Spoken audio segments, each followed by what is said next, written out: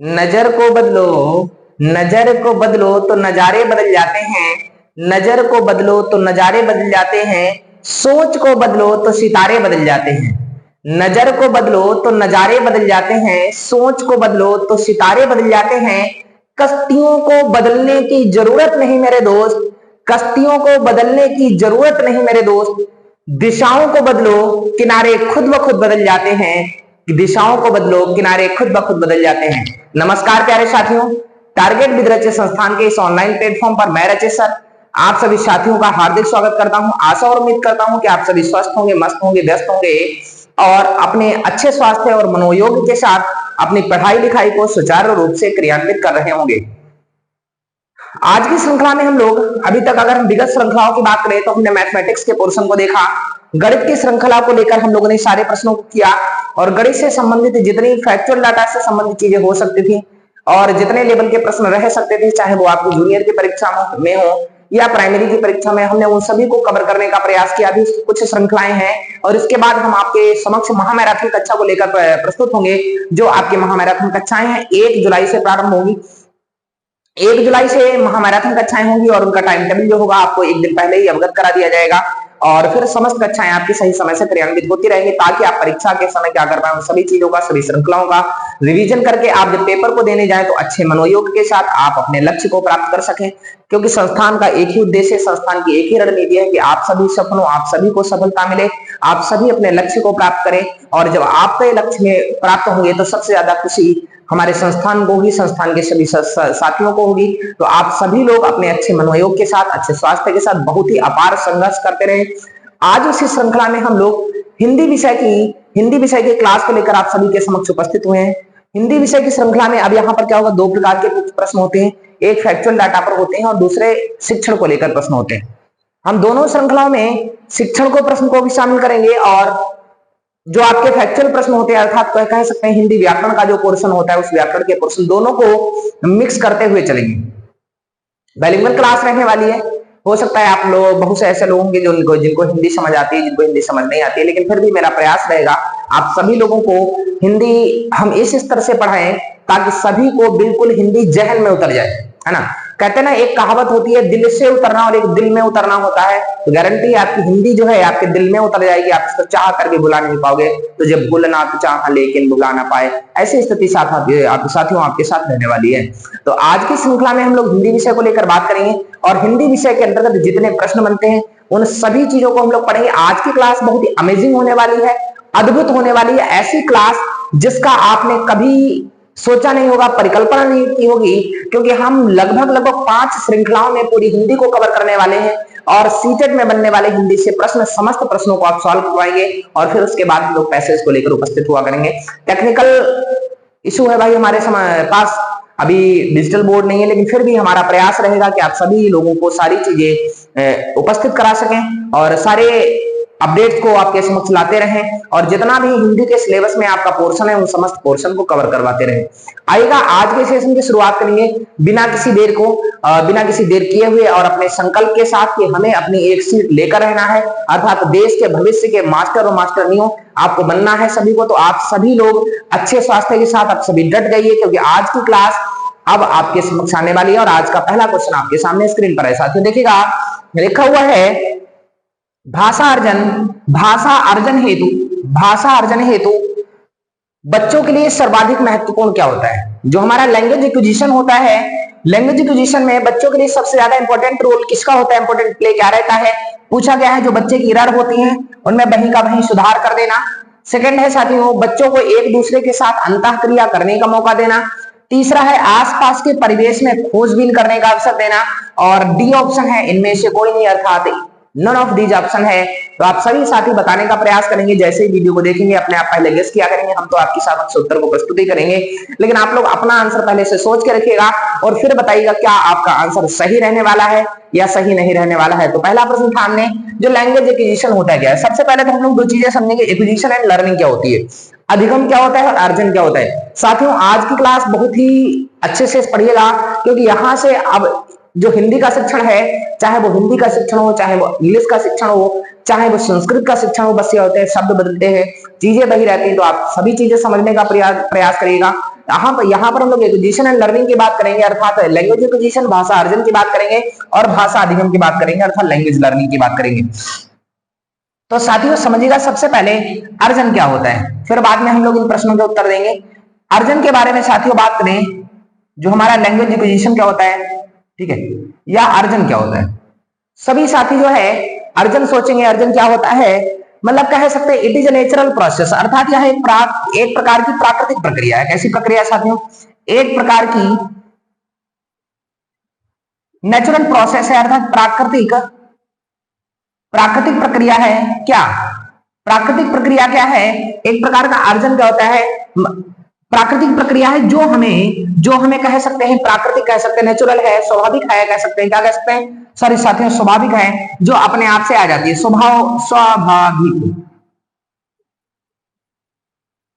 स्वाभाविक प्रक्रिया है साथियों। यह एक प्रकार की नेचुरल प्रोसेस है, स्वाभाविक प्रक्रिया है, स्वाभाविक प्रक्रिया है। यहां पर साथियों देखिएगा, इसमें क्या होता है, इसमें अर्जन जब हम करते हैं, अर्जन क्या होता है, it is a first language, अर्थात यह एक प्रकार की पहली भाषा होती है। अर्जन कैसी होती है, प्रथम भाषा होती है, और प्रथम भाषा के रूप में साथियों हम लोग क्या पढ़ते हैं, हम लोग मातृभाषा को पढ़ते हैं। प्रथम भाषा के रूप में क्या पढ़ते हैं, मातृभाषा को पढ़ते हैं। अब आप सोच रहे हो मातृभाषा साथियों क्या होती है, आपको बता दें, हमारे परिवेश में बोले जाने वाली भाषा, हमारे परिवेश में, अर्थात जब बच्चा क्या होता है, छोटा होता है, जब बच्चा छोटा होता है, छोटे होने पर क्या करता है, धीरे धीरे उसके अंदर भाषा का विकास होने लगता है। क्या उस भाषा को सीखने के लिए बच्चा किसी स्कूल जाता है, नहीं जाता ना साथियों, किसी स्कूल में नहीं जाता है। अर्थात यहाँ पर क्या होता है, बच्चा अपने परिवेश में रहकर ही एक दूसरे से बातचीत के माध्यम से, जब हम क्या करते हैं, ऐसा समझिएगा, लैंग्वेज एक्विजिशन क्या होता है, जैसे दो व्यक्ति आपस में बातचीत कर रहे हैं, उनके अंदर भाषा का विकास, एक छोटा बच्चा उनके पास बैठा हुआ है। अब जब वो दो व्यक्ति आपस में बात करेंगे, बच्चा उनकी बातों को क्या कर रहा है, सुन रहा है, बच्चा उनकी बातों को सुन रहा है, और बच्चे के अंदर धीरे धीरे भाषा का विकास होता चला जा रहा है। मतलब हमने कहा लैंग्वेज एक्विजिशन एक प्रकार की अर्जित भाषा होती है। कैसी भाषा होती है साथियों, अर्जित भाषा होती है। बच्चों के अंदर भाषा को ग्रहण करने की क्षमता जन्मजात होती है। बच्चों के अंदर भाषा को ग्रहण करने की जो क्षमता होती है साथियों, कैसी होती है, जन्मजात होती है। अर्थात उनके अंदर पहले से ही एक डिवाइस वर्क करती है, जो उनके अंदर उनके मेंटल सेट को क्या करती है, डेवलप करती है। यहां पर अगर हम बात करें भाषा अर्जन में, यह प्राथमिक भाषा है, मातृभाषा होती है। मातृभाषा ऐसी भाषा जो हमारे परिवेश में बोली जाती है, और वही उस बच्चे की मातृभाषा हो जाती है। और मातृभाषा के लिए किसी भी प्रकार के कोई एक प्रयास की जरूरत नहीं पड़ती साथियों, इसके लिए कोई पर्टिकुलर स्थान नहीं होता, इसके लिए किसी निश्चित स्थान की आवश्यकता नहीं होती है। निश्चित स्थान जैसे ये जरूरी नहीं कि भाषा अर्जन करना है, आपको भाषा अर्जन करना है तो आपको पर्टिकुलर किसी स्कूल स्थान पर जाना होगा, आप वहीं पर जाकर सीख सकते हैं। जैसे अर्जन का मतलब क्या होता है साथियों, एग्जाम्पल के माध्यम से समझाने का प्रयास करेंगे, आप समझिएगा। आप जा रहे थे कहीं टहलने के लिए, आप कहीं टहलने के लिए जा रहे थे, और रास्ते में आपने देखा, अब आप टहलने के लिए जा रहे थे, क्या आपके मन में कोई ऐसा मस्तिष्क था, कोई ऐसा टॉपिक था, कोई डिसाइड टॉपिक था जिसमें आपने देखा हो कि नहीं वो हमें सीखना ही सीखना है, पढ़ना ही पढ़ना है, ऐसा मन में कोई एक प्रकार का अवधान नहीं था, मतलब कोई निश्चित करके नहीं गए, लेकिन आपने देखा एक व्यक्ति आ रहा था उधर से बाइक चलाते हुए, और बहुत ही स्पीड में था, और स्पीड होने के बाद उसका ब्रेक फेल हुआ, और ब्रेक फेल होने के बाद पेड़ से टकरा गया, और पेड़ से टकराया अर्थात उसका एक्सीडेंट हो गया, और एक्सीडेंट हो गया तो आपको मन में एक विचार आया। विचार क्या आया साथियों, तो मन में विचार आया होगा, आप सोच रहे होंगे कि कहीं ना कहीं तेज बाइक चलाना दुर्घटना का सूचक होता है, तेज बाइक चलाना दुर्घटना का सूचक होता है साथियों। अब आप बताएंगे, क्या आप वहां पर सीखने गए थे कि तेज बाइक चलाने से दुर्घटना हो सकती है? सीखने नहीं गए थे, आपका कोई उद्देश्य नहीं था, मतलब कह सकते हैं एक प्रकार की टारगेट लैंग्वेज नहीं होती है, एक प्रकार की कैसे, मतलब इसके लिए किसी उद्देश्य की जरूरत नहीं पड़ती, इस भाषा को ग्रहण करने के लिए किसी उद्देश्य की जरूरत नहीं पड़ती, अर्थात एक प्रकार की टारगेट लैंग्वेज नहीं है, उद्देश्य नहीं होता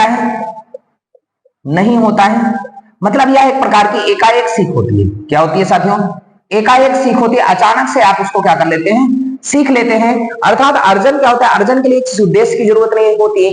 दूसरी बात अगर बात करें, यह एक प्रकार की अवचेतन प्रक्रिया है। कैसी प्रक्रिया है साथियों, अवचेतन प्रक्रिया है, अवचेतन प्रक्रिया है, अवचेतन प्रक्रिया है। अवचेतन प्रक्रिया का मतलब वहां पर आप गए थे, सीखने नहीं गए थे, लेकिन फिर भी आपने उस चीज को सीख लिया, अर्थात कह सकते हैं आप एक्टिव प्लान में नहीं थे, मतलब उस उद्देश्य को लेकर नहीं गए थे, फिर भी आपने उस चीज को सीख लिया। अब दूसरी बात करते हैं, इस लैंग्वेज को सीखने के लिए जो अर्जन होता है, लैंग्वेज एक्विजिशन डिवाइस होती है साथियों, अभी समझिएगा, हम लोग पूरे अर्जन को कंप्लीट करेंगे यहाँ पर और देखेंगे कि वास्तविकता अर्जन से प्रश्न बाहर नहीं होने देंगे। दूसरी बात करें, अर्जन के लिए जब आप किसी भाषा को अर्जित करते हो, मतलब यहाँ प्रकार की पहली भाषा होती है, हमने आपको बताया कैसी भाषा होती है साथियों, पहली भाषा होती है। और अर्जन के लिए साथियों किसी भी बुक की नीड नहीं होती है, किसी भी बुक की नीड नहीं होती है, अर्थात इसके लिए बुक की नीड नहीं होती है, अर्थात किसी भी किताब की आवश्यकता नहीं होती है भाषा को अर्जित करने के लिए। भाषा अर्जित करने के लिए भाषा अर्जन एक प्रकार की पहली भाषा होती है जिसके लिए हमें किसी पर्टिकुलर किताब की जरूरत नहीं पड़ती। इसके लिए हमें विद्यालय नहीं जाना पड़ता है, अर्थात स्कूल नहीं जाना पड़ता है, स्कूल नहीं जाना पड़ता है, मतलब यह भाषा नहीं जाना पड़ता है, अर्थात हम इस भाषा को समाज में रहकर ही सीख लेते हैं। समाज में रहकर एक दूसरे की अंतःक्रिया के माध्यम से, एक दूसरे के साथ अंतःक्रिया करके इस भाषा को साथियों हम लोग क्या करते हैं, एक दूसरे के साथ अंतःक्रिया करके हम इस भाषा को साथियों क्या कर लेते हैं, सीख लेते हैं। अंतःक्रिया के माध्यम से इस भाषा को सीख लेते हैं। बुक की कोई आवश्यकता नहीं होती, बुक की कोई आवश्यकता नहीं होती। फिर इस आवश्यकता होती किसकी, तो टोटली पर्यावरण इसके लिए इंपॉर्टेंट होता है। मतलब इसमें मुख्य रोल जो होते हैं, मुख्य अगर रोल की बात करें भाषा अर्जन में, जो मुख्य रोल होता है साथियों किसका होता है, मुख्य रोल हमारे एनवायरमेंट का होता है। किसका होता है, एनवायरमेंट का होता है, अर्थात बात करते हैं साथियों हमारे पर्यावरण का रोल होता है। अर्थात पर्यावरण हमारे चारों ओर का जैसा वातावरण है, हमारे चारों ओर के वातावरण में जैसी हमारी भाषा बोली जा रही है, हम उसी चीज का अनुकरण करके हम उस भाषा को सीख लेते हैं। अर्थात इससे यह सिद्ध हुआ कि जो भाषा अर्जन है यह अनुकरण पर आधारित होता है। भाषा अर्जन साथियों किस पर आधारित होता है, अनुकरण पर आधारित होता है। बच्चा क्या करता है, अनुकरण के माध्यम से समस्त चीजों को सीखने लगता है। धीरे धीरे जैसे समाज में लोग आपस में बातचीत करते हैं, उनका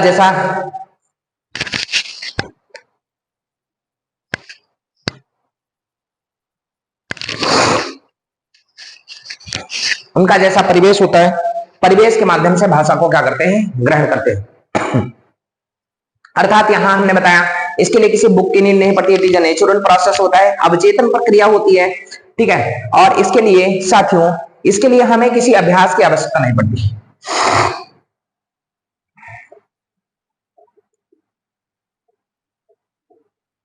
अभ्यास की आवश्यकता नहीं होती है, अभ्यास की आवश्यकता नहीं होती है, मतलब इसके लिए कोई आपको इफर्ट नहीं लगाना पड़ रहा है, अभ्यास की आवश्यकता नहीं होती है, अर्थात किसी इफर्ट की जरूरत नहीं होती। तो हमने बताया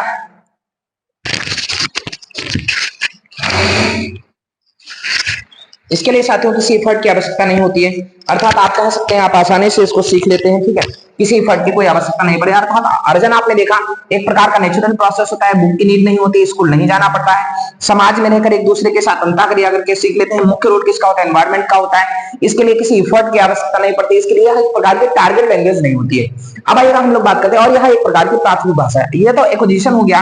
अब हम बात करेंगे साथियों लर्निंग को लेकर। लर्निंग अधिगम क्या होता है, अधिगम की बात करें, देखिए अधिगम की बात करें साथियों बहुत ही अच्छी बात है। अधिगम के देखें तो अधिगम एक प्रकार की क्या होती है, एक प्रकार की टारगेट लैंग्वेज होती है। कैसी साथियों होती है, एक प्रकार की टारगेट लैंग्वेज होती है। अधिगम एक प्रकार की टारगेट लैंग्वेज होती है। इसके लिए जैसे हमारी क्या हुआ, हमारी मातृभाषा मान लो हिंदी है, हमारी मातृभाषा हिंदी है, तो हिंदी को साथियों हमने परिवेश में रहकर सीख लिया, हमने परिवेश में रहकर उसको क्या कर लिया, सीख लिया। धीरे धीरे वो आपके स्वभाव में आ गई, धीरे धीरे वो आपके स्वभाव में आ गई। लेकिन जब आप इंग्लिश सीखना चाहते हैं तो इंग्लिश के लिए आपको क्या बनाना पड़ेगा, इंग्लिश के लिए आपको उसको टारगेट बनाना पड़ेगा, इसके लिए आपको इफर्ट लगाना पड़ेगा। इसके लिए साथियों आपको एक इफर्ट की आवश्यकता होगी, इसी के लिए आपको एक पर्टिकुलर प्लेस की आवश्यकता होगी। अर्थात कह सकते हैं यह विद्यालय में सीखी जाने वाली भाषा होती है, विद्यालय में सीखी जाने वाला भाषा, विद्यालय में सीखी जाने वाली भाषा होती है। सेकंड स्तर पर बात करें, यह एक प्रकार की सेकंड लैंग्वेज होती है साथियों। कैसी होती है, यह एक प्रकार की सेकंड लैंग्वेज होती है, अर्थात कह सकते हैं द्वितीय भाषा होती है। द्वितीय भाषा होती है, प्राइमरी भाषा के रूप में आपने किसको सीखा साथियों, मातृभाषा को सीखा, और उसके लिए आपको उसने अर्जन किया, अर्थात स्वाभाविक रूप से आ गई। लेकिन यहां पर देखिएगा साथियों, यह एक प्रकार की टारगेट लैंग्वेज होती है। इसके लिए पर्टिकुलर इफर्ट लगाना पड़ता है, और इसके लिए आपको बुक की नीड होती है। इसके लिए आपको साथियों किसकी नीड होती है?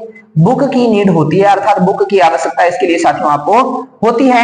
अर्थात अधिगम वह प्रक्रिया है, अधिगम वह प्रक्रिया है जो एक्टिव प्लान में सीखी जाती है। अर्थात इसके लिए व्यक्ति का एक्टिव होना बहुत जरूरी है। इसके लिए व्यक्ति का क्या होना जरूरी है?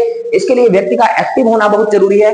व्यक्ति को इफर्ट लगाना पड़ेगा, और जब व्यक्ति एक्टिव होगा अर्थात कह सकते हैं इट इज मतलब कह सकते हैं यह एक प्रकार की चेतन प्रक्रिया है। कैसी प्रक्रिया है? एक्टिव प्रोसेस है। एक प्रकार का कैसा प्रोसेस है? यह एक प्रकार का एक्टिव प्रोसेस अर्थात एक प्रकार की चेतन प्रक्रिया है।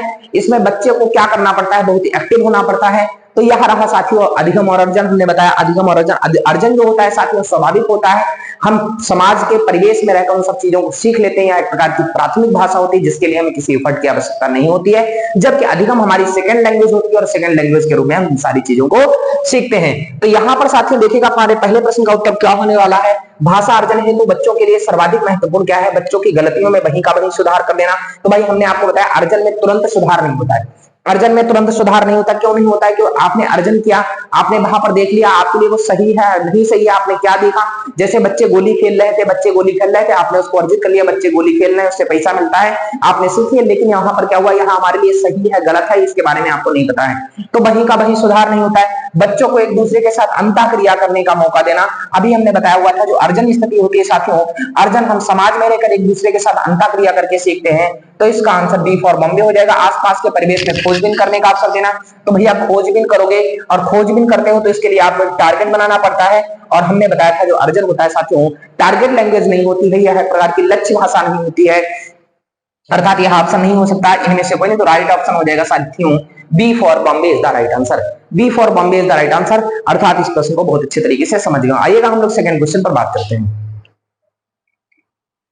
बहुत ही शिद्दत के साथ पढ़िएगा साथियों, बहुत ही सरल और सहज तरीके से इसको डिजाइन किया गया है, और हम प्रयास कर रहे हैं कि आपको आपकी भाषा आपके लैंग्वेज में जो आपकी परिवेशी भाषा है उसी भाषा के साथ हम आपको सारी चीजों को सिखा पाए। यहाँ पर देखिए अगला क्वेश्चन है अधिकाधिक में प्रयुक्त संधि है। जो हमारा क्वेश्चन है साथियों अधिकाधिक में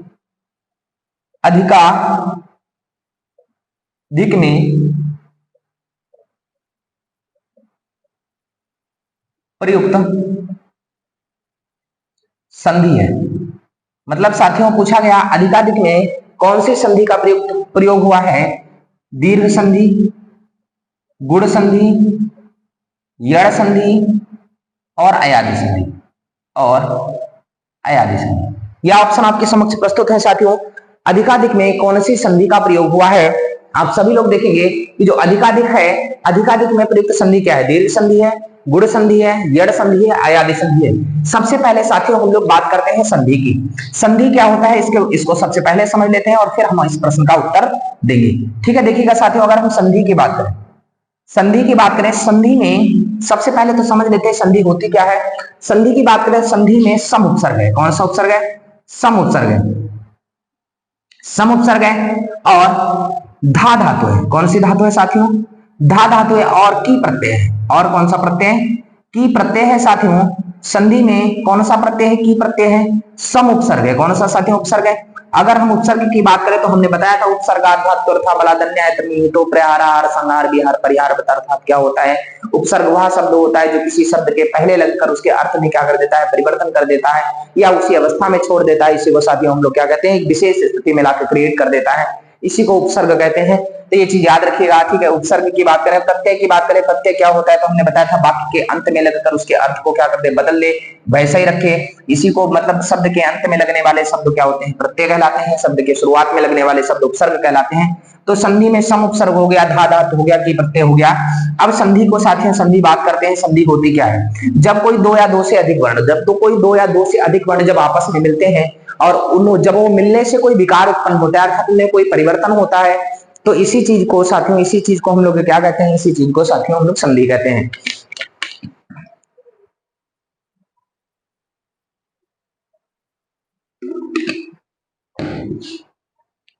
इसी चीज को साथियों हम लोग क्या कहते हैं?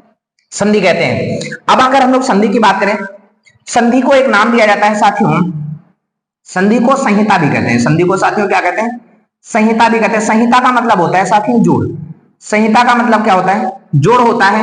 अर्थात जब क्या हो, जब दो या दो से अधिक वर्ण जुड़े, जब ये दो या दो से अधिक वर्ण जुड़े तो उसी को साथियों हम लोग क्या कहते हैं? संधि कहते हैं। संधि कहते हैं अर्थात दो वर्णों का परस्पर समीप आ जाना।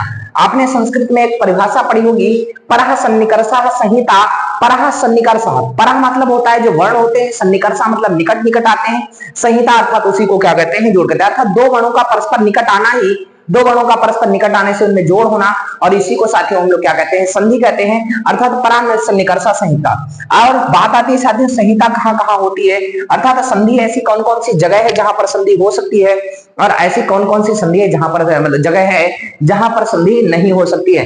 तो अगर हम लोग संहिता की बात करें साथियों, देखिएगा आपने पढ़ रखा होगा, संहितैक पदे नित्या, नित्या धातु उपसर्गयो, नित्या समासे वाक्य तुसु विवक्षाम अपेक्षते। संहितैक पदे नित्या, संहिता अर्थात संधि जो होती है, संहितैक पदे नित्या अर्थात एक पद में क्या होती है? नित्य होती है।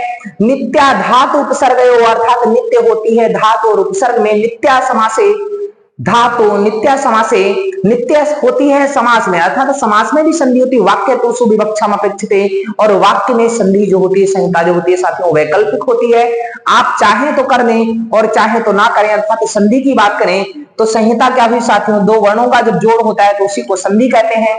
और अगर हम लोग बात करें हिंदी भाषा में संधि की, तो हिंदी भाषा में संधि साथियों तीन प्रकार की होती है। हिंदी भाषा में संधि साथियों कितने प्रकार की होती है? तीन प्रकार की होती है। वह तीन प्रकार कौन कौन से रहने वाले हैं साथियों? पहला होता है स्वर संधि, स्वर संधि।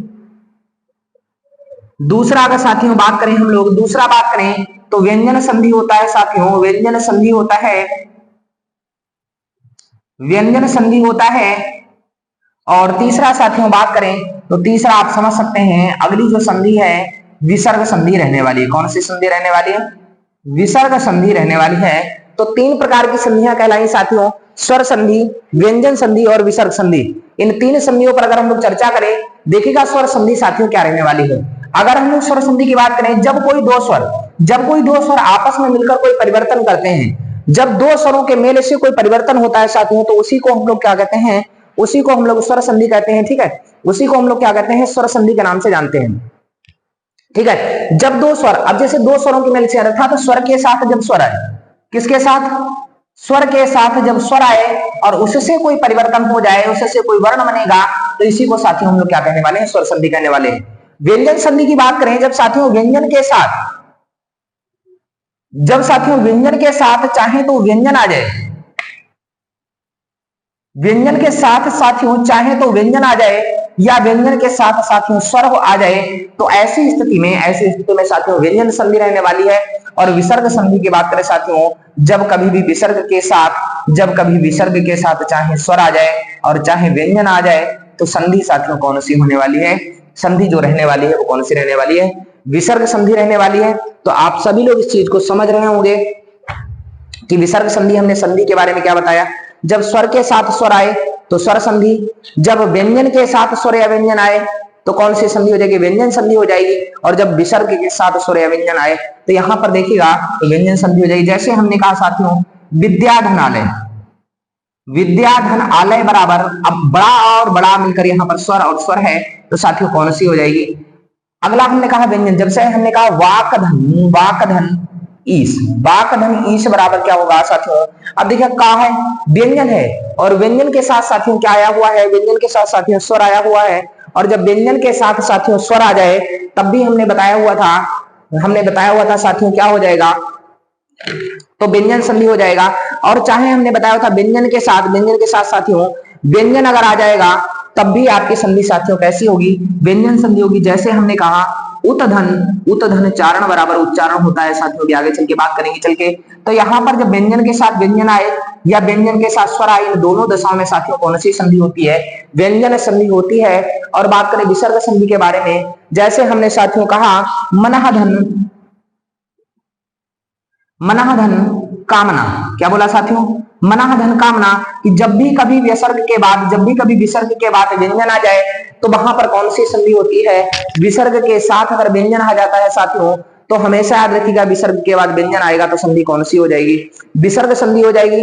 या विसर्ग के साथ हमने अगर बताया साथियों स्वर आ जाएगा, स्वर आ जाएगा तभी आपकी विसर्ग संधि होगी। जैसे हमने कहा निधन, निधन क्या हो जाएगा साथियों, निधन आधार हो जाएगा, निधन आधार हो जाएगा साथियों। तो वहां पर कौन सी संधि होने वाली है, विसर्ग संधि। तो हमने यहां पर बताया कि जब भी कभी स्वर के साथ साथियों स्वर आएगा तो आपकी स्वर संधि हो जाएगी, जब भी कभी व्यंजन के साथ व्यंजन या स्वर आएगा साथियों तो व्यंजन संधि हो जाएगी, और जब भी कभी साथियों विसर्ग के साथ स्वर आए चाहे व्यंजन आए, इन दोनों दशाओं में साथियों विसर्ग संधि रहने वाली है। उदाहरण के आधार पर हमने आपको बताया मनः धन कामना, देखिए व्यंजन विसर्ग के साथ व्यंजन आ रहा है, और यहाँ निः धन आधार विसर्ग के साथ साथियों स्वर आ रहा है। यहाँ पर देखिए विसर्ग सॉरी व्यंजन के साथ स्वर आ रहा है और व्यंजन के साथ व्यंजन आ रहा है, और यहाँ देखिए साथियों स्वर के साथ स्वर आ रहा है। अब आगे बात करते हैं कि स्वर संधि जो होती है हमारी कितने प्रकार की है, फिर हम लोग बात करेंगे अधिकाधिक में संधि कौन सी होने वाली है। कंप्लीट वीडियो को देखने के लिए अगर हम लोग कंप्लीट वीडियो जब हम संधि का लेकर आएंगे तो वहां पर बिल्कुल अच्छे से समझाएंगे आपको संधि क्या होती है, कैसे संधि निकाली जाती है, कैसे संधि ज्ञात की जाती है। आज यहाँ पर हम थोड़ा केवल बेसिक ट्रिक बताने का प्रयास करेंगे ताकि आप शब्द को क्या कर सके, पहचान सके। देखो क्योंकि अगर एक वीडियो में कंप्लीट देना थोड़ा क्रिटिकल कंडीशन होती है साथियों, एक वीडियो में तो हम आपको कंप्लीट नहीं दे सकते, लेकिन फिर भी मेरा प्रयास रहेगा कि हम पेपर के दृष्टिकोण से आपको पूर्ण रूप से क्या कर सके, तैयार कर सके। तो आप सभी लोग पूरा अपना साथ दीजिएगा, क्योंकि पूरी आपकी ऊर्जा जब आप एक्टिव रहेंगे तो हमें पढ़ाने में भी एक्टिव महसूस होगा, क्योंकि चेतन प्रक्रिया जो होती है, जब आप चेतन होते हैं सारी चीजों को अच्छे से सीखते हैं तो उस ऐसी दशा में साथियों क्या होता है, एक ऊर्जा बनी रहती है। तो आप जितना एक्टिव रहेंगे हमें पढ़ाने में उतना साथियों क्या आने वाला है, मजा आने वाला है। आइएगा हम बात करते हैं पूर्ण रूप से कि स्वर संधि कितने प्रकार की होती है। स्वर संधि बात करें साथियों तो हिंदी में स्वर संधि जो होती है वह 5 प्रकार की होती है, जबकि संस्कृत भाषा में स्वर संधि 8 प्रकार की होती है। स्वर संधि बात करें अर्थात दीर्घ स्वर संधि होती है साथियों, कौन सी होती है, दीर्घ स्वर संधि होती है। दूसरी बात करें यड़ स्वर संधि होती है साथियों, कौन सी होती है, यड़ स्वर संधि होती है। और अगली बात करें यड़ स्वर संधि के बाद जो अगली संधि होती है वो अयादि स्वर संधि होती है साथियों, कौन सी होती है, अयादि स्वर संधि होती है, अयादि स्वर संधि होती है। जो चौथी होती है साथियों वो गुण स्वर संधि होती है, कौन सी होती है साथियों, गुण स्वर संधि होती है। और जो नेक्स्ट एंड लास्ट होती है साथियों, जो नेक्स्ट एंड लास्ट होती है इसको साथियों वृद्धि स्वर संधि के नाम से जानते हैं। कौन सी संधि होती है साथियों, वृद्धि स्वर संधि होती है, वृद्धि स्वर संधि होती है। तो इन सभी चीजों को हम लोग एक एक बारी बारी से समझेंगे और पहचानेंगे कैसे वहां पर सारी चीजें हो रही हैं। ठीक है, देखिएगा साथियों अगर हम लोग दीर्घ स्वर संधि की बात करें, सबसे पहले आप सभी लोग बताएंगे क्या वॉइस हमारी क्लियर आ रही है। ठीक है, तो सभी लोग, और वीडियो साफ दिख रहा है सभी को, ठीक है, तो सभी लोग देखते रहेंगे, चलेगा। देखिएगा दीर्घ स्वर संधि की बात करें, दीर्घ स्वर संधि क्या होता है, जब समान प्रकार की, इसका सूत्र होता है साथियों अकाह सवर्णे दीर्घ। क्या होता है साथियों, अकाह सवर्णे दीर्घ, अकाह सवर्णे दीर्घ अक प्रत्याहार के वर्ण। अब प्रत्याहार क्या होता है साथियों, संस्कृत की वीडियो में हम आपको प्रत्याहार बताएंगे कि प्रत्याहार क्या होता है। अभी तो आप केवल इतना जानिए कि जब भी कभी सवर्णी वर्ण साथ साथ आते हैं, जब भी कभी सवर्णी वर्ण साथ साथ आते हैं और वह मिलकर दीर्घ हो जाए, जब भी कभी सवर्णी वर्ण साथ साथ आएंगे और वह मिलकर अगर दीर्घ हो जाते हैं तो ऐसी संधि को ही हम लोग साथियों दीर्घ स्वर संधि के नाम से जानते हैं। ऐसी संधि को साथियों की स्वर संधि के नाम से जानते हैं, दीर्घ संधि स्वर संधि के नाम से जानते हैं। अब आप देखेंगे कैसे पता चलेगा कि यह सवर्णी वर्ण है, कैसे पता चलेगा कि यह सवर्णी वर्ण है, तो इन सभी चीजों को हम लोग देखेंगे कैसे हम पहचानेंगे कि यह सवर्णी वर्ण रहने वाले हैं। तो यहां पर देखिएगा साथियों कि जब भी कभी छोटा आ के साथ, छोटा आ के साथ, चाहे छोटा या बड़ा के साथ, ऐसे देख लीजिए साथियों, जब भी कभी छोटा या बड़ा के साथ, बड़ा या छोटा है, क्या है, बड़ा या छोटा है, जब भी कभी सवर्णी आएगा तो यह हमेशा दीर्घ हो जाएगा साथियों। कैसा हो जाएगा, दीर्घ हो जाएगा। तो हमने साथियों बताया दीर्घ स्वर संधि में क्या होता है, अकह सवर्णी दीर्घ का मतलब हुआ अक प्रत्याहार का अगर कोई वर्ण आता है, अक प्रत्याहार का सवर्णी वर्ण आता है, अक प्रत्याहार नहीं, अक प्रत्याहार का सवर्णी वर्ण आता है, तो इसी चीज को हम लोग साथियों क्या कहते हैं, इसी चीज को साथियों हम लोग दीर्घ स्वर संधि के नाम से जानते हैं।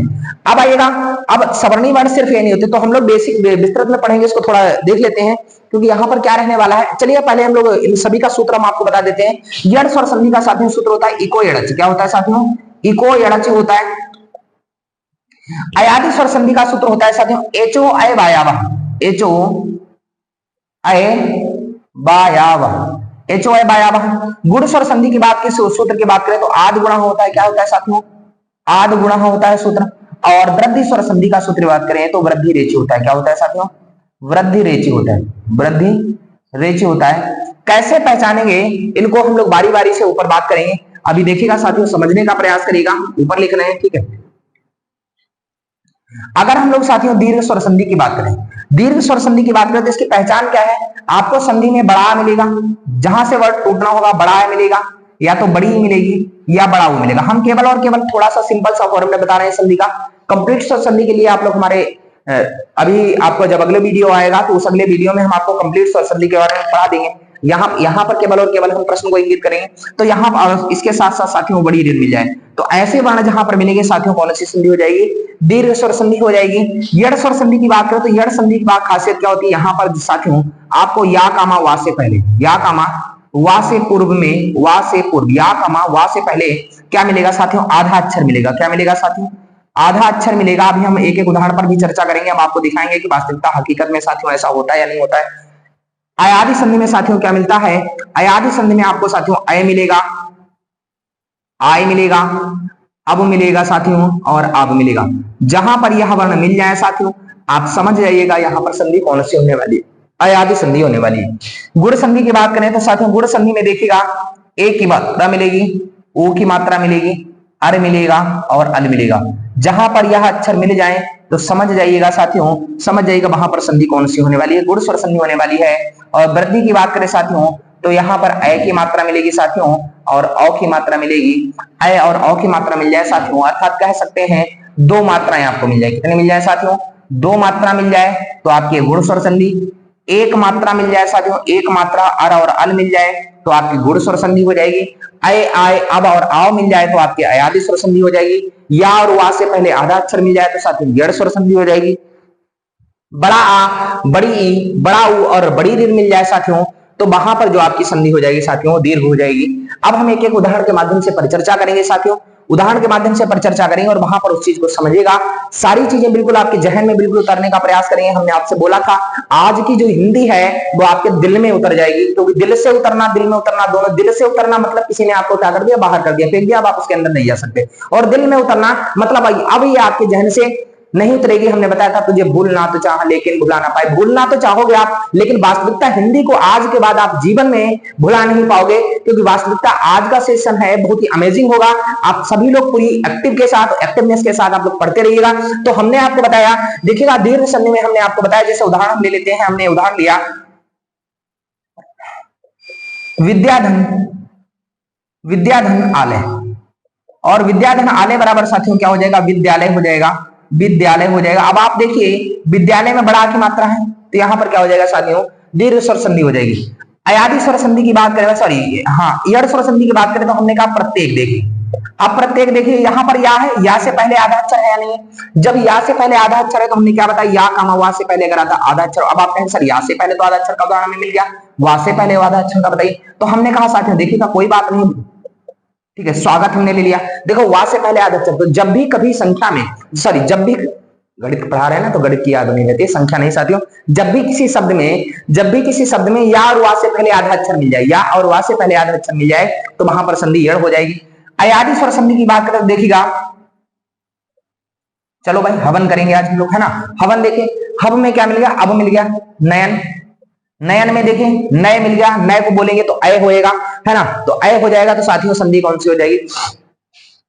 अयादि हो जाएगी। यड़ स्वर संधि में देख लीजिएगा साथियों, महेश क्या हो जाएगा? महेश, सुरेश, दिनेश, गणेश, है ना। तो सभी समासों में, सभी शब्दों में क्या हो जाएगा? गुण स्वर संधि हो जाएगी। और यहां पर देखिएगा वृद्धि संधि में देखिएगा साथियों, जैसे हमने बोला एकाएक, एकाएक है, बनौषधि है, ठीक है। तो जहां पर दो मात्राएं मिल जाएंगी साथियों वहां पर संधि कौन सी हो जाएगी? वहां पर संधि वृद्धि हो जाएगी। तो यहां पर साथियों आपने देखा। अब हम लोग अपने शब्द में प्रश्न में आते हैं, अधिकाधिक में प्रयुक्त संधि कौन सी है? अधिका, बड़ा आ मिला और बड़ा आ मिलेगा साथियों कौन सी संधि हो जाएगी? दीर्घ हो जाएगी। अर्थात इसका A for Allahabad is the right answer हो जाएगा। आप सभी को बहुत अच्छे से सारी चीजें क्लियर हो गई होंगी, किसी को किसी भी प्रकार की कोई समस्या नहीं हो रही होगी। तो आशा और उम्मीद करते हैं संधि से संबंधित प्रश्न जो है, संधि से संबंधित जो पार्ट है वो आपको सारी चीजें बहुत ही अच्छे से क्लियर हो रही होंगी, किसी को किसी भी प्रकार की कोई समस्या नहीं हो रही होगी। आइएगा हम लोग नेक्स्ट क्वेश्चन पर परिचर्चा करते हैं।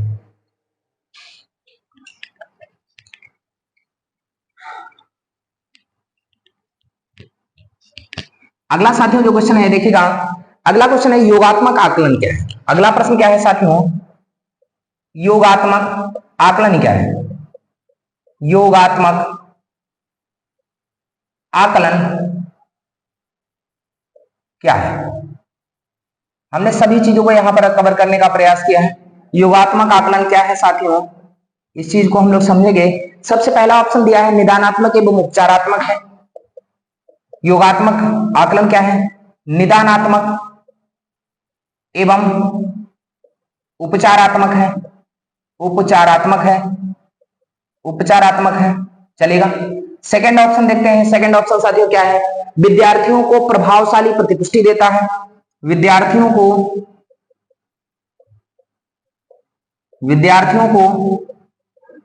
प्रभावशाली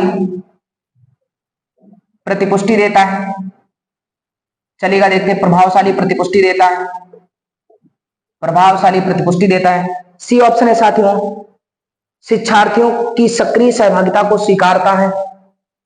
शिक्षार्थियों की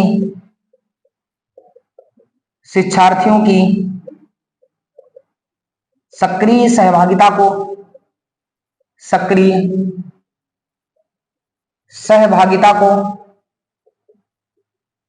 स्वीकारता है। और लास्ट ऑप्शन है साथियों, शिक्षार्थियों के अधिगम और निष्पादन के बारे में, शिक्षार्थियों के अधिगम और निष्पादन के बारे में, अधिगम और निष्पादन के बारे में निर्णय लेने के लिए प्रयुक्त किया जाता है। निर्णय लेने हेतु प्रयुक्त किया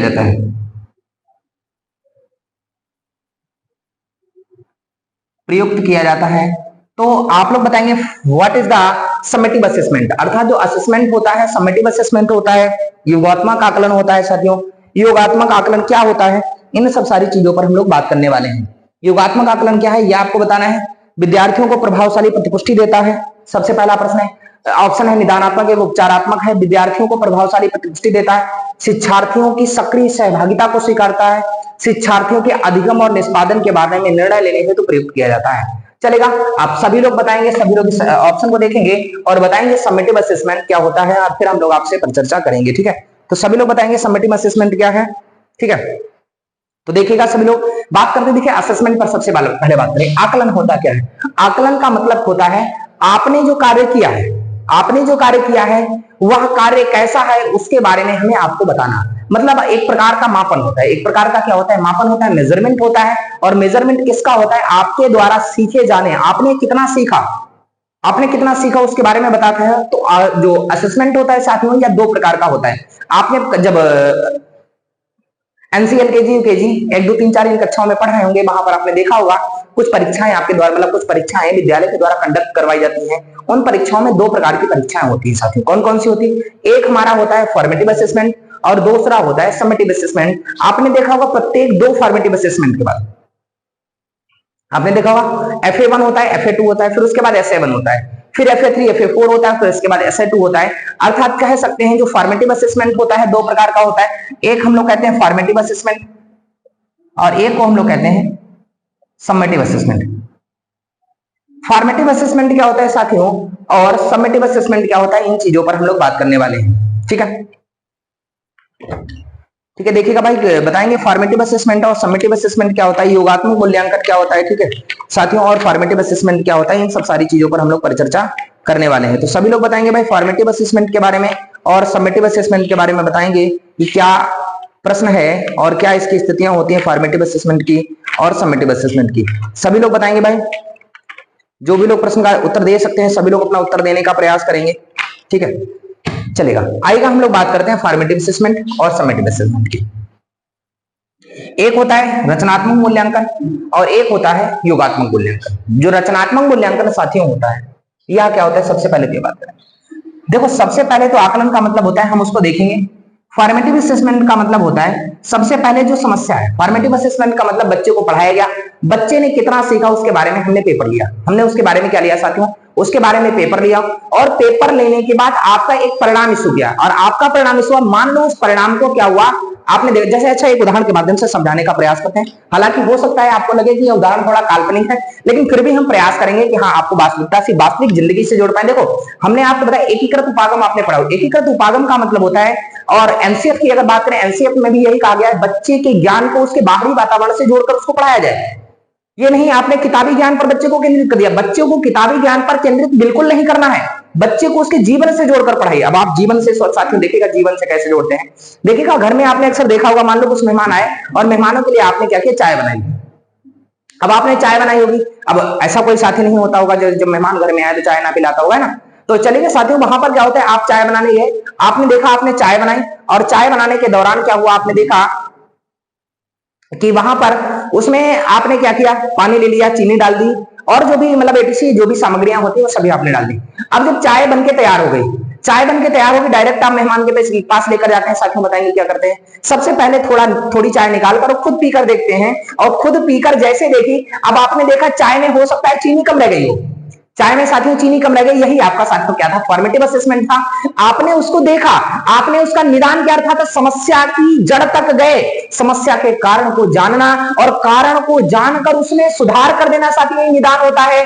यही क्या होता है, कारण जानना निदान होता है, और कारण को जानना और जानकर उसमें सुधार कर देना साथियों उपचारात्मक स्थिति होती है। तो फॉर्मेटिव असेसमेंट में साथियों, फॉर्मेटिव असेसमेंट में आपको सुधार करने का अवसर मिलता है।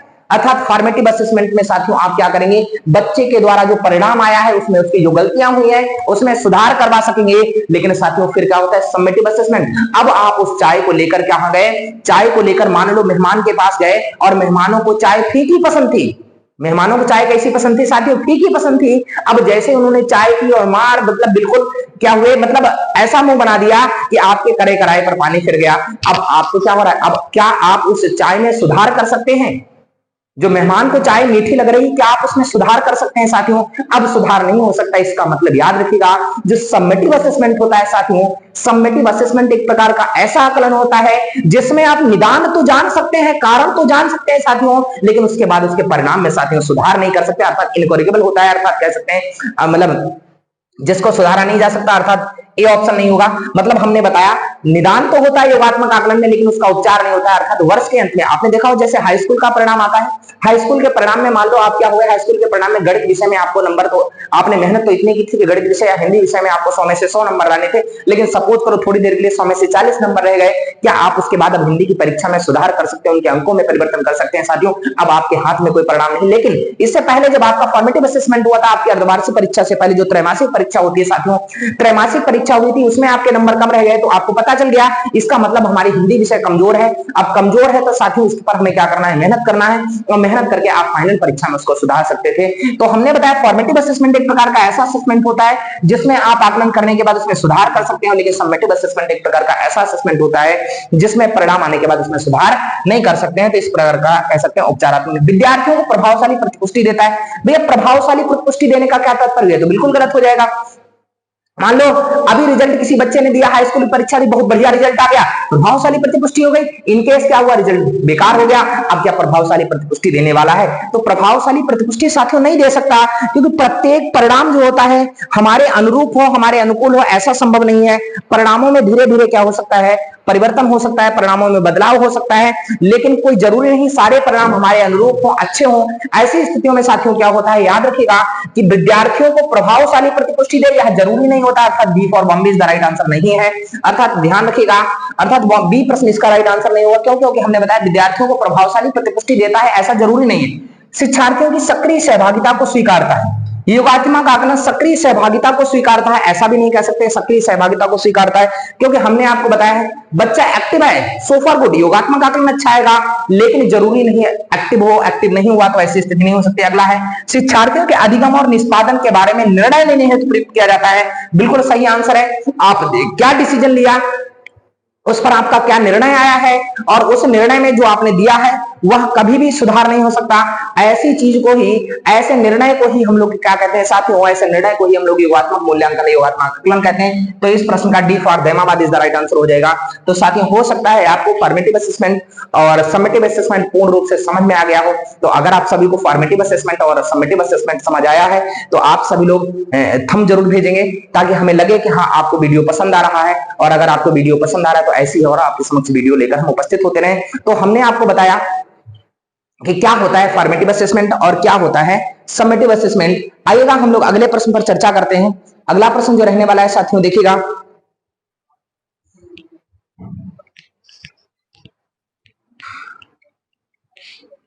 अगला क्वेश्चन साथियों है, देखिएगा न्यायोचित में संधि विच्छेद क्या है? न्यायोचित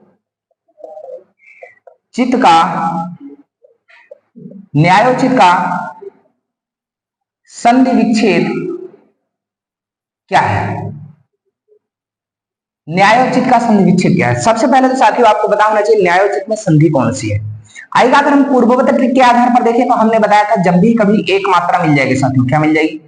एक मात्रा मिल जाएगी, और एक मात्रा मिल जाएगी साथियों अर मिल जाएगा और या अल मिल जाएगा। क्या मिल जाएगा? अल मिल जाएगा। मतलब यह विखंडन जहां से होना चाहिए, तो वहां पर साथियों संधि कौन सी हो जाएगी? गुण संधि हो जाएगी। अगर हम न्यायोचित का संधि विच्छेद करें साथियों तो क्या हो जाएगा? न्याय धन उचित बराबर होता है न्यायोचित। न्याय धन उचित बराबर क्या होता है? न्यायोचित होता है, क्योंकि हम इसका अगर वर्ण विच्छेद करें तो एक शब्द न्याय मिलेगा, एक शब्द उचित मिलेगा। देखिएगा न्याय धन उचित, ऐसे देखिएगा यहां देखिए या का आ और उ, आ और उ मिलता है तो हमेशा क्या बनता है साथियों? ओ मिलता है। तो ठीक है, तो आ और उ मिलकर ये ओ बना लिया, ओ की मात्रा यहाँ पर लग गई साथियों, तो क्या हो जाएगा? वहां पर संधि हो जाएगी साथियों। कौन सी हो जाएगी? गुण हो जाएगी, और संधि विच्छेद हो जाएगा साथियों। क्या? न्याय धन उचित बराबर क्या हो जाएगा? न्यायोचित हो जाएगा। तो आप अच्छे से इसी को समझ रहे होंगे। किसी को इन प्रश्नों में किसी भी प्रकार की कोई समस्या नहीं हो रही, क्योंकि हम लोग प्रत्येक सभी हिंदी के प्रश्नों को करेंगे और पूरा प्रयास करेंगे कि आपको कंप्लीट हिंदी समझ में आए, किसी को किसी भी प्रकार की कोई समस्या ना हो। और भी प्रश्न है संधि के, उन संधियों को, उन सभी प्रश्नों पर हम लोग परिचर्चा करेंगे और देखेंगे, ताकि आपको किसी भी प्रकार की कोई समस्या ना आए। जैसे देखिएगा अगला प्रश्न है द्वावपी। द्वावपी में द्वावपी का संधि विच्छेद क्या होगा? द्वावपी का संधि विच्छेद क्या होगा? यह भी पूछा गया। चलेगा साथियों, सभी लोग बता दीजिएगा द्वावपी का संधि विच्छेद क्या है। तो द्वावपी का संधि विच्छेद क्या है, यह सभी लोग बताएंगे। तो द्वावपी का संधि विच्छेद क्या हो जाएगा साथियों? द्वौ धन अपी हो जाएगा। क्या हो जाएगा? द्वौ धन अपी हो जाएगा। द्वौ धन अपी बराबर द्वावपी हो जाएगा। अब आप साथियों सोच रहे होंगे कि यहाँ पर संधि कौन सी? देखो सबसे मूल बात होती है कि हमें संधि को हम पहचान पा रहे हैं या नहीं, क्योंकि संधि अगर पहचानना सीख गए साथियों, विच्छेद करना आ जाएगा। और यह हम कंप्लीट वीडियो में जब आएंगे तब हम बताएंगे द्वावपी में संधि विच्छेद कैसे पहचानेंगे। यहां पर आप सिर्फ इतना देखिएगा, अगर द्वा हटा दें तो आ निकल रहा है, आ धन वा बराबर आव। और हमने बताया था जहां पर आव होता है वहां पर संधि साथियों कौन सी होती है? वहां पर संधि होती है साथियों अयादि संधि होती है, और जिसका सूत्र हमने आपको साथियों एचो अय बायावह बताया हुआ था। ठीक है, चलेगा। एक और प्रश्न कर लेते हैं, संधि से ही संबंधित। ठीक है, फिर आगे हम लोग बात करेंगे। अगला प्रश्न है साथियों, अगला प्रश्न है स्वेच्छा का संधि विच्छेद क्या होगा? स्वेच्छा का संधि विच्छेद क्या होगा और इसकी संधि कौन सी होगी? तो हम अगर इसका संधि विच्छेद पर बात करें तो संधि विच्छेद हो जाएगा सुधन इच्छा बराबर क्या होता है? स्वेच्छा होता है, और सुधन इच्छा बराबर स्वेच्छा हो जाएगा। और यहाँ पर संधि कौन सी हो जाएगी? या और वा से पहले अगर आधा अक्षर है साथियों तो संधि हो जाती है कौन सी? संधि हो जाती है साथियों यड़ संधि हो जाती है। तो आप इसको आसानी से संधि को पहचान पाएंगे। संधि में किसी भी प्रकार की किसी को कोई समस्या नहीं होगी। ठीक है, सभी लोग बताते रहिएगा किसी को कोई समस्या नहीं होनी चाहिए, क्योंकि मेरा पूरा उद्देश्य है कि हम सभी को सारी चीजें क्लियर कर पाए। अगला क्वेश्चन है साथियों अविराम का विलोम क्या होगा? अगला क्वेश्चन है साथियों अविराम का विलोम क्या होगा? अविराम का विलोम क्या होगा यह पूछा गया है साथियों। तो अविराम का विलोम, अब ऑप्शन आपको साथियों दिए गए हैं, साथियों लगातार,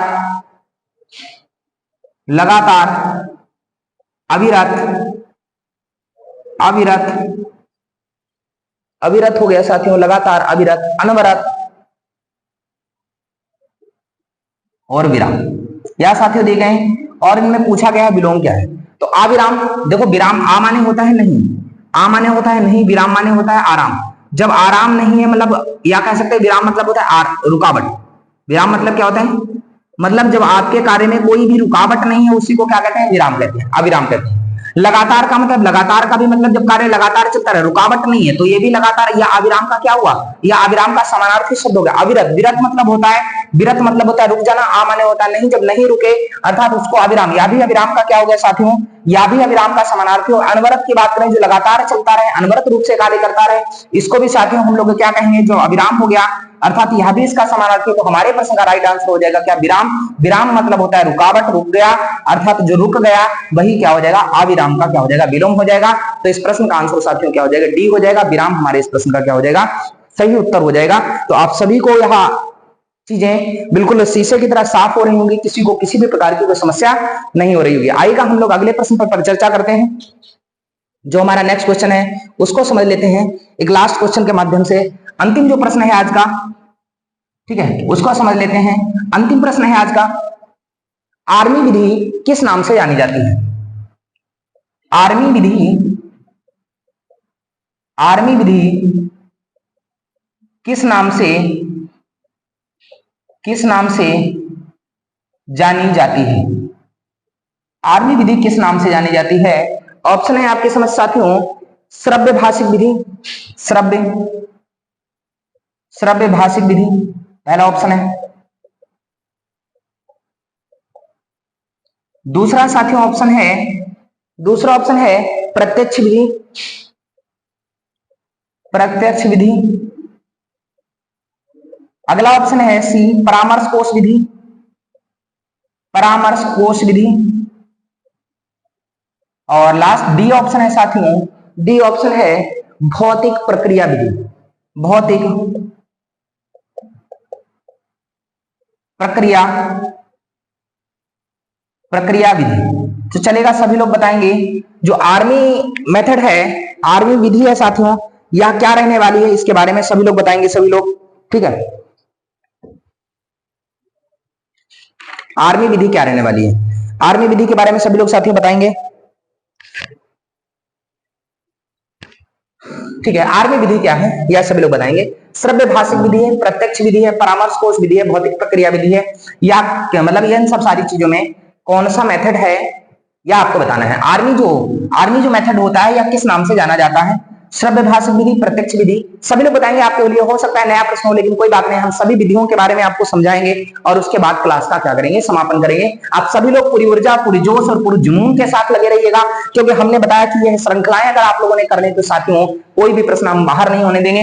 आर्मी विधि किस नाम से जाने, तो सबसे पहले तो बात कर लेते हैं श्रव्य विधि, प्रत्यक्ष विधि, परामर्श कोश विधि, भौतिक प्रक्रिया विधि होती है। देखो श्रव्य भाषिक विधि क्या है, एक प्रकार की इंग्लिश लर्निंग करने की एक प्रकार की मेथड होती है। अंग्रेजी जो होती है विविध प्रकार से, मतलब अगर हम बात करें, आर्मी विधि जो होती है श्रव्य भाषिक विधि के नाम से जानी जाती है। अंग्रेजी भाषा शिक्षण की विधि है, क्या साथियों है, अंग्रेजी भाषा शिक्षण की यह एक विधि है।